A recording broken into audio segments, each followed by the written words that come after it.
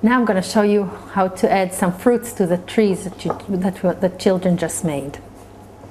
We're taking either red for apples or orange for oranges, orange clay, and then we're going to make little balls out of the orange.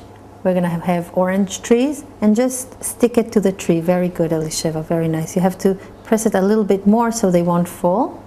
We're not going to make too many because then it's going to be too heavy for the tree, but few fruits around will decorate it, give it some color and a fun thing for the kids to do.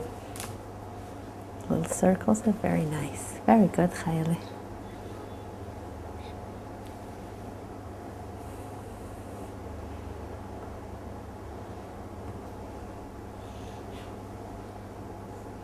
That's finished. Your tree is finished. Very good.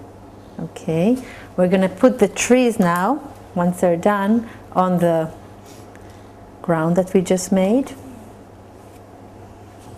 We're going to stick them a little bit to the bottom. Okay, Chayele, put your tree on the other side.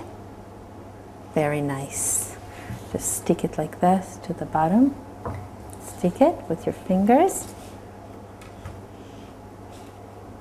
Very nice. Okay.